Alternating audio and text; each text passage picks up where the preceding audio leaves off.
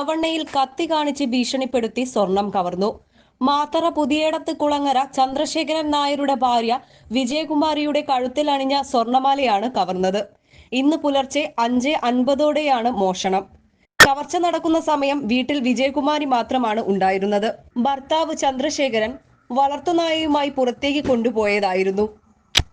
തുടർന്ന് കത്തി കാണിച്ച് ഭീഷണിപ്പെടുത്തി ഇവരുടെ കഴുത്തിലുള്ള 5 പവന്റെ സ്വർണമാല പൊട്ടിച്ചെടുത്തു.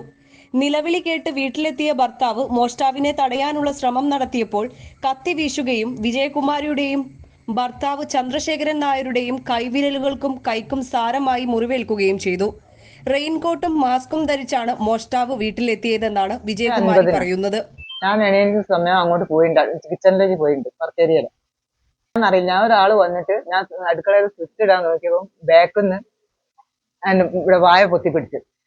ദിവസമാണോ അറിയില്ല, ഭയങ്കര ഇതുള്ള ഇപ്പോഴും പുകയുന്നുണ്ട് എന്റെ മുഖം. ഇതിലേക്ക് വലിച്ചു കൊണ്ടുപോയിട്ട് അവിടെ വീഴ്ത്തിട്ടിട്ട് ബൻ പിന്നെയും പറഞ്ഞു ഊരാൻ. അപ്പോൾ ഞാൻ ഊരിയിട്ടില്ല.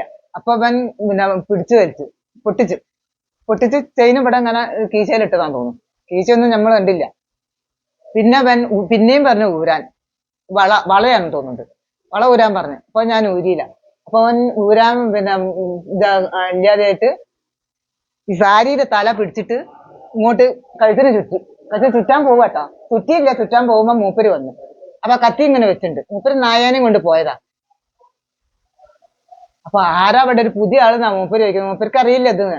അപ്പൊ നിന്നിട്ട് കാണുന്നില്ല. അപ്പൊ പിന്നെ മോൻ ഇവിടെ നീങ്ങിയപ്പോണ് ഞാൻ വീണെടുക്കുന്നത് കണ്ടത്. അപ്പൊ മൂപ്പര് ഈ ശ്രദ്ധയിലായിട്ട്. അപ്പൊ ഇവനെ മൂപ്പര് പിടിച്ച്. അപ്പൊ ഒരു കഷ്ണം റെയിൻകോട്ടിന്റെ കഷ്ണം മൂപ്പരെ കൈ കിട്ടി. അപ്പൊ മിണ്ടിയാ കൊല്ലുമെന്ന് പറഞ്ഞു. അപ്പൊ കത്തി കാട്ടിയപ്പോ ഞാൻ മൂപ്പരെ ലുങ്കി ഇങ്ങോ പിടിച്ചു. അതോടുകൂടി ഒന്ന് ഓടിപ്പോയി. ബഹളം കേട്ട് പരിസരവാസികൾ ഓടിയെത്തിയപ്പോഴേക്കും മോഷ്ടാവ് ഓടി രക്ഷപ്പെട്ടു. പന്തീരാങ്കാവ് പോലീസും വിരലടയാള വിദഗ്ധരും ഫോറൻസിക് വിഭാഗവും വീട്ടിൽ പരിശോധന നടത്തി.